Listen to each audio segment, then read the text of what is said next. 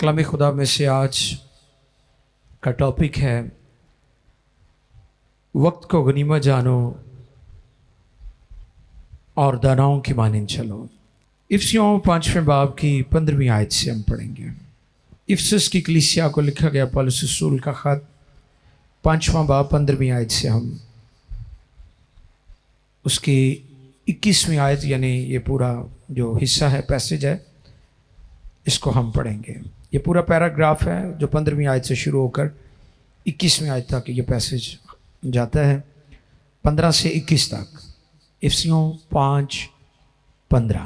खुदा के कलाम मुकद्दस में यूं रकम है, बस गौर से देखो कि किस तरह चलते हो, नादानों की तरह नहीं बल्कि दानाओं की मानिंद चलो और वक्त को गनीमत जानो क्योंकि दिन बुरे हैं। इस सबब से नादान ना बनो बल्कि खुदावंद की मर्जी को समझो कि क्या है।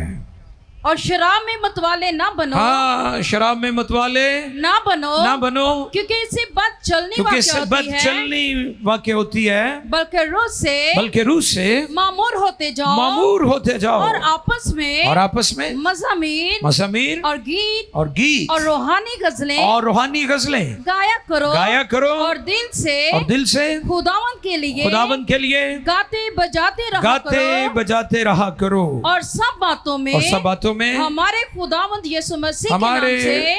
यीशु मसीह के नाम से हमेशा खुदा बाप का शुक्र करते रहो और मसीह के खौफ से एक दूसरे के ताबे रहो। मुकद्दस कलाम के पढ़े, सुने, समझे और कबूल किए जाने पर खुदावंद की बरकत सबके आमीन। अजीजों, कलाम का जो हिस्सा आपके लिए तिलावत किया गया है ये इंतबाह है, ये अलार्मिंग सिचुएशन जो है उसको बयान कर रहा है। जैसे हम दाखिली और खारजी सतह पर देखें तो हमारी दुनिया बदल चुकी है। ऐसे ही है जी, बोल दीजिए यस, हाँ, यकीनन हमारी दुनिया पहले जैसी नहीं है। लोगों का मिजाज, लोगों की गुफ्तगू, रिश्ते नाते, हमारे ताल्लुक, सब कुछ बदल गया है। और इस जगह पर जो पैगाम है वो ये है कि हमारे पास थोड़ा वक्त है। अब दुनिया और हालात पहले जैसे नहीं है, हमारे पास थोड़ा वक्त है। हमें इस तौर पर जीना है, जिंदगी बसर करनी है, हमारे पास थोड़ा वक्त है। और याद रखने की जरूरत है कि जमीनी जिंदगी जो है इसमें खुदा ने आपको एक ही मौका दिया है कि आप एक बार दुनिया में आए, आप दोबारा दुनिया में नहीं आएंगे। अक्सर वो बच्चे गेम्स खेलते हैं, उसमें पता है वो चांस मिल जाता है, ये एक चांस मिल गया जी। लेकिन याद रखें कि आप जमीन पर हैं, जमीनी जिंदगी में आपके पास दूसरा कोई चांस नहीं है, एक ही है जो मौका आपको मिला है, इसके बाद आपको चांस नहीं मिलेगा। हमें एक ही बार मौका मिला है, इसलिए हमें वक्त को गनीमत जाना है और दानाओं की मानिंद चलना है। और यह फैसला आपका है।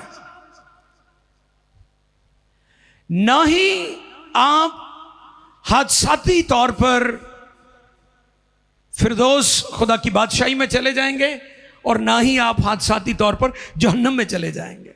कई लोग समझते हैं कि शायद यह इत्तफाकन होगा, हादसा होगा, ऐसे ही हम खुदा के फिरदौस में, खुदा की बादशाही में चले जाएंगे और हम बादशाही के वारिस हो जाएंगे। लेकिन मैं आज सुबह आपको खबरदार करना चाहता हूं कि फैसला आपका अपना है कि आप खुदा की बादशाही में जाएंगे या जहन्नुम में अपनी ज़िंदगी अब्दियत गुजारेंगे जहां इब्लीस और उसकी फौजें हैं। आपका ज़मीनी सफ़र, आपकी ज़मीनी ज़िंदगी डिसाइड करेगी। ये पहले भी मैंने बताया था कि ये प्रैक्टिस की जगह है, ये रिहर्सल की जगह है, ये वार्म अप मैच है, ये वक्ती है, थोड़े वक्त के लिए है, आरजी है। इसलिए वो लोग जो वक्त को गनीमत जानते हैं, गनीमत समझते हैं, वो दानाई से चलते हैं। और जो दानाई से चलते हैं, इससे मुराद वो खुदा के कलाम की रोशनी में चलते हैं। दानाई में चलने से मुराद क्या है? खुदा के कलाम की रोशनी में चलना, खुदा के कलाम में चलना, कलाम में रहना। और कलाम खुदा हमें बताता है कि हमने दानाई के साथ चलना है। अगर हम दानाई के साथ नहीं चलेंगे, कलाम की रोशनी में नहीं चलेंगे, तो फिर इब्लीस मौका पाकर हमारी जिंदगी में कड़वा बीज बोता रहेगा और हम दुख उठाते रहेंगे। मुबारक है वो शख्स जो अपनी रोजमर्रा जिंदगी पर गौर करता है कि वो कैसे चल रहा है। कलाम में लिखा है कि जो अक्लमंद है उसने अपना घर चट्टान पर बनाया। किस पर? और जो बेवकूफ शख्स है उसने अपना घर कहां बनाया? ये सीखने वाली बात है। आपने अपनी फाउंडेशन, अपनी बुनियाद चट्टान पर रखी है या रेत पर रखी है? रेत पर रखने से मुराद जिसकी कोई बुनियाद नहीं है, स्ट्रांग नहीं है, मजबूत नहीं है, कलाम की रोशनी में जिंदगी बसर नहीं करते, ये बेवकूफी की चाल है। लेकिन जो शख्स, जो ईमानदार, जो मसीही दानाई से चलता है, कलाम की रोशनी में चलता है, उसने अपने ईमान की बुनियाद चट्टान पर रखी है और वो चट्टान यीशु है। हालेलुया। वो चट्टान यीशु है। जैसे मैंने कहा कि हमारी दुनिया और उसके हालात पहले जैसे नहीं है। आप देखें दाखिली और खारजी तौर पर दुनिया के क्या हालात हैं। हर तरफ जंगो जदल, कौमें कौमों पर चढ़ाई कर रही हैं, टेक्नोलॉजी की दुनिया, हर तरफ खौफ है, मोहलक हथियार हैं दुनिया, कौमों और ममालिक के पास, और वह एक दूसरे को बर्बाद करना चाहते हैं। आप देखें कि आज दुनिया में क्या सूरत-ए-हाल बनी हुई है। आपकी दुनिया रहने की जगह नहीं है अभी। आप अपने मुल्क की सूरत-ए-हाल पर देखें कि लोग किस कदर गुर्बत में, महरूमियों में पिस रहे हैं। बुनियादी सहूलतों से भी महरूम है हमारे मुल्क के लोग। उनके बच्चे, उनकी औलाद, खानदान, ना मुनासिब खुराक, ना मुनासिब लिबास, न पीने के लिए पानी। ऐसा लगता है कि हम बहुत पिछले दौर में जिंदगी बसर कर रहे हैं। और पूरी दुनिया में एक यलगार है। आप देखें किस तरह लोग एक दूसरे को तबाह बर्बाद करने का प्लान कर रहे हैं। तो इसलिए इन सारे हालात में हमें गौर करना है कि हमने नादानों की तरह चलना है या दानाओं की तरह चलना है। मैं इस बात का कायल हूं कि खुदा हालात बदलता है। कई लोग ये समझते हैं कि अच्छा चंगे दिन भी तो आएंगे ना, लेकिन जो आपकी दुनिया के हालात हैं, अलार्मिंग सिचुएशन है, वो ये बता रहे हैं कि अब हालात बद से बदतर होंगे, अब अच्छे हालात नहीं होंगे दुनिया के। आप गौर करें कि जो मुखालफे मसीह की स्पिरिट है वो किस तरह दुनिया में काम कर रही है। इसलिए अजीजों, कलाम कहता है वक्त को गनीमत जानो क्योंकि दिन बुरे हैं। आंखें खोल के रखने की जरूरत है। वरना आप भी बदी के सैलाब में बह जाएंगे। इब्लीस अकेला जहन्नुम में नहीं जलना चाहता, वो चाहता है बहुत सारे लोग मेरे साथ जहन्नुम में जाएं। हमें अपनी नजरें खोलकर, अपनी आंखें खोलकर रखने की जरूरत है, क्योंकि हमारा मुआशरा, हमारे बच्चे तबाही की तरफ जा रहे हैं। अब कौन करें लोगों का लाइफस्टाइल। बड़ा अच्छा वक्त था, मैं जब पुरानी पोस्ट या पुरानी पिक्चर्स लोग शेयर करते हैं, 1960 में लाहौर कैसा था, 1930 में कराची कैसा था, मैं उन पिक्चर्स को बहुत ज़्यादा देखता हूँ, पसंद करता हूँ। वो टाइम बहुत अच्छा था, वो वक्त जो था। लेकिन जो वक्त अब है ये बड़ा अजीब है। जब जागने का वक्त होता है उस वक्त लोग, जब उठने का वक्त होता है लोग थोड़े जे बोले ने विचों, यहां तो फिर तुहाडे खिलाफ गल जा रही है। अच्छा, उस गल च नहीं बंदा दिलचस्पी लैंदा जिहड़ी उहदे खिलाफ हुंदी है। जब उठने का वक्त है उस वक्त लोग सो रहे होते हैं, और जब सोने का वक्त है, मैं अक्सर जो वीडियोस आजकल बना रहे हैं ना वो सोशल मीडिया पर, डॉक्टर्स, हेल्थ के मुताल्लिक जो अच्छी बातें होती हैं, मैं अक्सर भाई रज़ा के साथ, भाई शाहिद के साथ, बाकी दोस्तों अजीज़ों के साथ शेयर करता हूँ ताकि हम लोगों को अवेयरनेस दें। तो उसमें वो कहते हैं कि लेट नाइट खाना ना खाएं, क्योंकि खुदा ने आपके मैदे को, आपकी बॉडी को इस तौर पर डिज़ाइन किया है कि रात के वक्त उसे आराम की, रेस्ट की ज़रूरत होती है। हमारी दुनिया उल्ट हो गई है। हमारी दुनिया जब सोना है तब जागती है, और जब जागना चाहिए तब सोती है।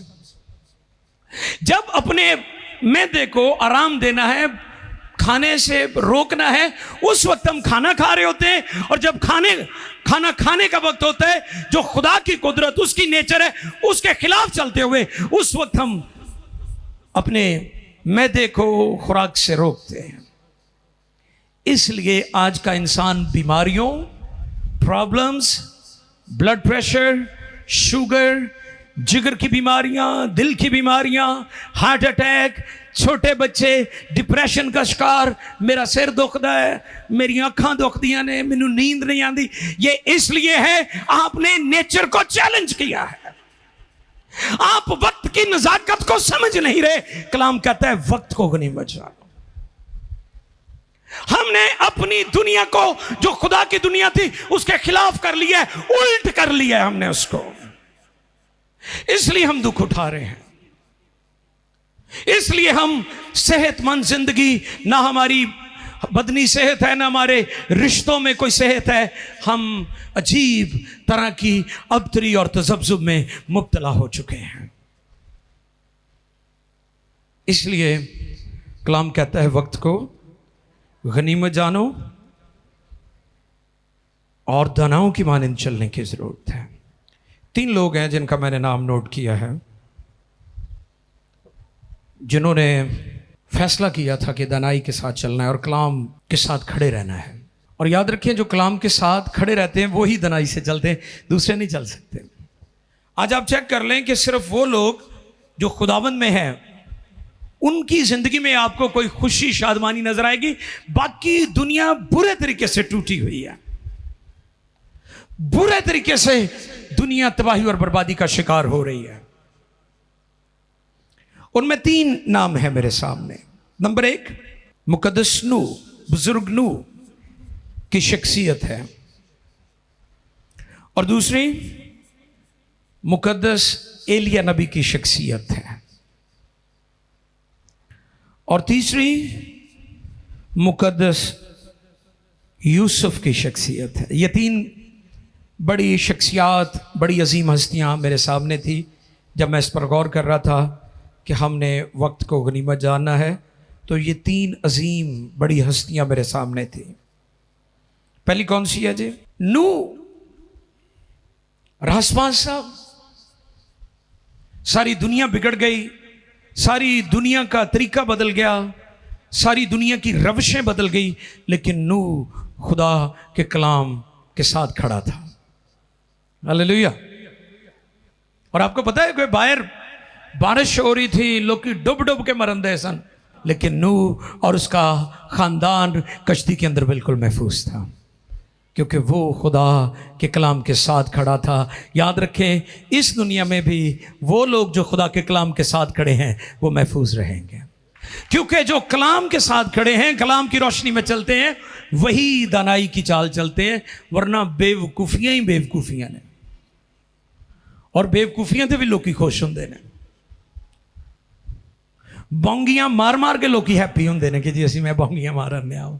पिछले दिनों मेरे साथ किसी ने शेयर किया तस्वीर पर, और मस्करों की तस्वीरें बनाई हुई थी, जो मस्करा टाइप लोग हैं उनकी पिक्चर्स बनाई हुई थी। तो उन्होंने कहा कि यह सदी मस्करों की सदी है।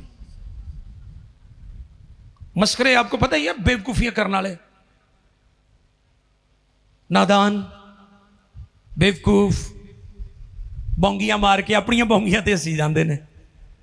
कोई अकल की गल नहीं, कोई समझ की गल नहीं। ये सदी, ये दौर, ये जमाना बेवकूफी का दौर, धोखे का दौर, चीटिंग का दौर, धोखाधड़ी का दौर। इसमें लोग धोखा देकर बड़े खुश होते हैं, मैं उन चक्कर देता है, मैं उन्हें बेवकूफ बनाता है। दर हकीकत आप अपने आप को बेवकूफ बना रहे हैं। कोई शख्स खुदा को धोखा नहीं दे सकता, वो अपने आप को धोखा दे रहा होता है। नूह रासबाज था, बाहर तूफान था, आंधियां चल रही थी, मौसम खराब थे, लेकिन नूह रासबाज था। वो और उसका खानदान कश्ती के अंदर बिल्कुल महफूज था। जो लोग कलाम पर खड़े रहते हैं वो महफूज रहेंगे। आमीन। यस। दूसरी शख्सियत मेरे सामने यूसुफ था, मुकद्दस यूसुफ। आपको पता उस वक्त भी अनाज की किल्लत हुई थी, पूरी दुनिया के पास रोटी खत्म हो गई थी। इवन मिस्र के बड़े बड़े जो माहिरीन थे, जो अजनास के माहिरीन थे, जो एग्रीकल्चर के एक्सपर्ट्स थे, वो सारे फेल हो गए थे। उनकी हिकमत, उनकी रिसर्च, उनके सारे अलूम जितनी भी उन्होंने एग्रीकल्चर पर तहकीक कर रखी थी, सारी फेल होगी। लेकिन वहां पर एक शख्स था जो खुदा के कलाम के साथ खड़ा था, और वो यूसुफ था। और पूरी दुनिया में खुराक खत्म हो गई थी, लेकिन मिस्र के अंदर खुराक नहीं खत्म हुई, क्योंकि यूसुफ खड़ा था वहां पर। जहां जहां कलाम वाले लोग होते हैं, कलाम को कबूल करने वाले और दानाई के साथ चलने वाले लोग होते हैं, वहां पर हालात फर्क होते हैं। दुनिया में फर्क होते हैं और वहां पर हालात फर्क होते हैं। अब कौन करे? और तीसरी शख्सियत एलिया का किरदार और उसकी शख्सियत मेरी मनपसंद शख्सियत है। यूं तो बाइबल की सारी अजीम हस्तियां हमारे लिए बहुत मुकद्दम है, उनकी बहुत ज्यादा कदर कीमत है हमारी निगाह में, सब अजीम है। लेकिन एलिया की शख्सियत और उसका किरदार बहुत हैरान कुन है बाइबल में। और जब ये बात मेरे सामने आई तो मैंने गौर किया कि एलिया ने कौवों को बुलाया नहीं है। पता है आपको, एलिया सिर्फ कलाम पर खड़ा था, कलाम के साथ खड़ा था, कलाम की रोशनी में चलता था, खुदा की मर्जी में चलता था। उसे कौवे बुलवाने नहीं पड़े कि कौवो आ जाओ मेरे लिए खुराक लेकर। आप कलाम पर खड़े हो जाएं, बाकी चीज़ें खुदा खुद ही मुहैया कर देगा। पूरे सारपत के अंदर कहत पड़ा हुआ था, आप जानते हैं, पानी भी खुश्क हो गया था, खुराक भी ख़त्म हो गई थी, इंसान भी मर रहे थे, जानवर भी मर रहे थे, चौपाए और परिंदे भी मर रहे थे। लेकिन जिस जगह पर एलिया था वहां सिचुएशन फर्क थी। जिस जगह पर खुदा के कलाम में जिंदगी बसर करने वाले लोग खड़े होते हैं वहां पर सूरत हाल फर्क होती है। एलिया के लिए कौन गोश्त मुहैया करते थे? हाँ जी, कौन? कौवे। किसी ने मुझे पूछा कि जी कौवा तो नापाक जानवर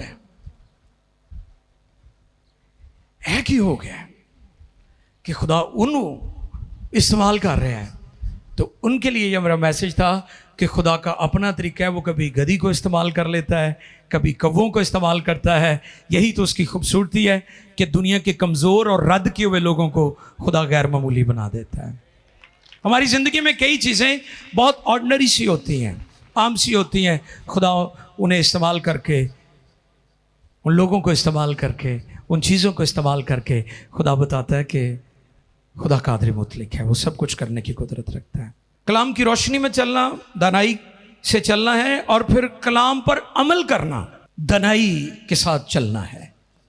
एक पहली बात जो हमने सीखी वो ये थी, कलाम के साथ खड़े रहना, कलाम की रोशनी में चलना, ये दानाई की चाल है। कौन सी चाल? और अब अगली बात, कलाम पर अमल करना दानाई की चाल है। दो आदमी बैठे हुए थे, एक शख्स बाइबल पढ़ रहा था, और जो बाइबल पढ़ रहा था दूसरे शख्स से कहने लगा, यार मैं पाक कलाम पढ़ते रहा हूँ, मुझे इसकी समझ नहीं आ रही। जिसको वो कह रहा था उसने कहा, हाँ मैंने कलाम को पढ़ा है और मुझे तो समझ आ गई है, लेकिन मैं भी परेशान हूँ। उसने कहा, मुझे समझ नहीं आ रही तो मैं परेशान हूँ, और आपको समझ आ गई है और आप कह रहे हैं मैं परेशान हूँ। उसने कहा, मैं इसलिए परेशान हूँ कि मेरा अमल करने दिल नहीं करांदे। बात को समझे आप मेरी? पहला शख्स क्या कहने लगा, मैं बाइबल को पढ़ रहा हूं, मुझे इसकी समझ नहीं आ रही, मैं परेशान हूं। जिससे वो बात कर रहा था वो कहने लगा, मैंने बाइबल पढ़ी है, मुझे इसकी समझ आ गई है, मैं भी परेशान हूं। उसने कहा, तू क्यों परेशान है? उसने कहा, मैं इसलिए परेशान हूं कि मेरा इतने अमल करने दिल नहीं करन दिया। तो दानाई से चलने से मुराद ये भी है कि आप खुदा के कलाम पर अमल करते हैं। ये ज़रूरी बात है आपके लिए, ये ज़रूरी बात है, क्योंकि आज लोग बाइबल पढ़ते हैं, चर्च जाते हैं, गीत गाते हैं, साज बजाते हैं, खिदमत करते हैं, मदद करते हैं, खादमों की खिदमत करते हैं, लेकिन जहां पाक कलाम पर अमल करने की बात आती है वहां हम फेल नजर आते हैं। फिर हम बेवकूफ़ी करते हैं, फिर हम नादानी करते हैं।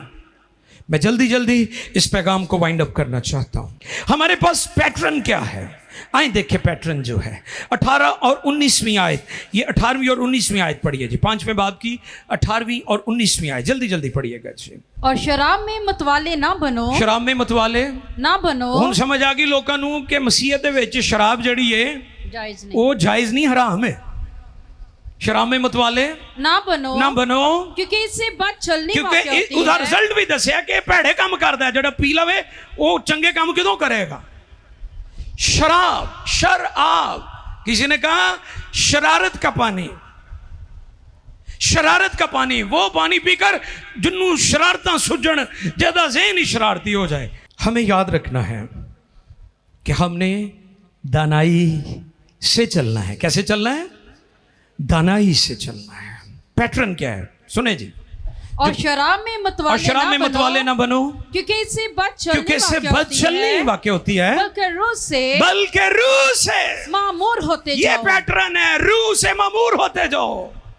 आगे, और आपस में मज़ामीर यानी ज़बूर गाया करो। ज़बूर हुण गाने छाड़ देते लोगों ने। चाइना दे गीत ते चाइना दी तर्जां 4 दिन लाला लाला ला होंदी, उस तो बाद मुक जाते हैं, क्योंकि ये खुदा की तरफ से नहीं है चीजें, और जो खुदा की तरफ से नहीं है वो कायम भी नहीं रहती। क्या लिखा है? मज़ामीर, ज़बूर गाए जाएं बातों में, और आपस में मज़ामीर और गीत और रूहानी गजलें। कौन सी गजलें? रूहानी गजलें। कई दूजियां गजलां सुनते, कहते मैं केड़ा गाने सुनदा हूं, मैं तो गजलां ही सुनना हूं। अच्छा, गजलां नूं वो गैर रूहानी नहीं समझते। यहां पर क्या लिखा है? रूहानी गजलें। तो कौन सी गजलें गानी है?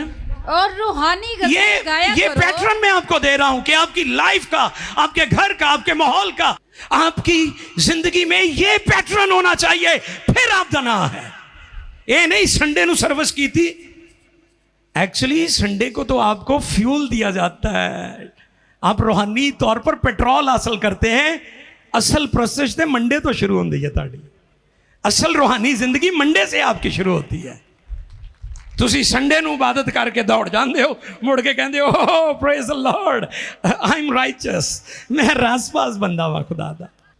कई लोग संडे को इबादत करके चले जाते हैं, वो कहते हैं जी ओह प्रेज द लॉर्ड।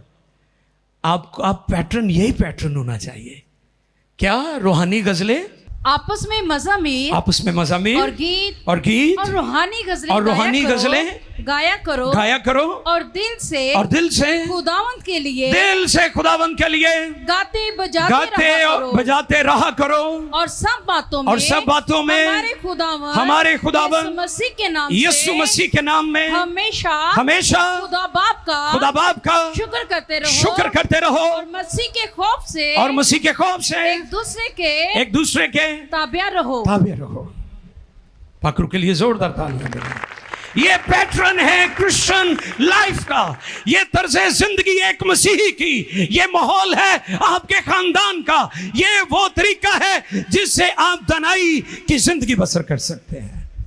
इसलिए आज का जो टॉपिक है वो है वक्त को गनीमत जानो और दनाओं की माने चलो, वरना बेवकूफ़ी तो आपके दरवाजे पर है। खुदा ने काइन को ये बात कही थी, अभी उसने अपने भाई को कत्ल नहीं किया था, अभी वो सोच रहा था, अभी फतूर था उसके जहन में चल रहा था, क्योंकि खुदा हमारे दिलों और गुर्दों को जांचने वाला और हमारे ख्यालों को दूरी से वो भांप लेता है। खुदा ने उसे खबरदार कर दिया था कि काइन अगर तू नेकी करे तो क्या तेरा भला, यानी अगर आप नेकी का इरादा करते हैं तो भलाई ही भलाई है, और अगर आपने बुराई का इरादा कर लिया तो फिर आप याद रखें कि बुराई आपका पीछा करेगी। अगर तू भलाई करे तेरा भला ना होगा, फिर भी वो बास लिखा है गुनाह तेरे दरवाजे पर दब का बैठा है। अजीजों, हमें इस बात पर गौर करना है कि खुदा ये चाहता है कि हम दानाई की चाल चलें। आइए सर को झुकाएं और मिलकर हम दुआ करें। ए खुदा तेरा शुक्र हो, आप जहाँ भी हैं, मुझे वॉच कर रहे हैं, देख रहे हैं टेलीविज़न पर या इधर खड़े हैं, अपनी बीमारी वाली जगह पर हाथ रखें, बगैर देर किए आपके लिए दुआ करेंगे। सब खादमीन इनकी तरफ हाथ बढ़ाएं। हालेलुया। खुदाई कदूस तेरी कुदरत जारी हो जाए, खुदाई कदूस तेरी इनॉइंटिंग जारी हो जाए, खुदाई कदूस तेरे पाकरू का मसा इन बदनों में उतर जाए। रुल्कुस की आग, पाकरू के शोले इनके बदनों को शिफा दे, इनके ज़हनों को शिफा दे, इनकी कमजोरियों को दूर करे, इनके जोड़ों में, इनकी हड्डियों में, इनकी स्किन में, इनकी तमाम पोशीदा जो प्रॉब्लम्स हैं, बीमारियां हैं, वो यीशु के नाम में अभी और इसी वक्त चली जाए। ऐ खुदा अपनी कुदरत जाहिर कर, इन्हें बरकत और शिफा दे, शिफा दे, और जो नाजरीन है उन्हें भी शिफा अता फरमा, ताकि शिफा पाकर तेरे नाम को जलाल दे। यीशु के नाम में आमीन, आमीन, आमीन।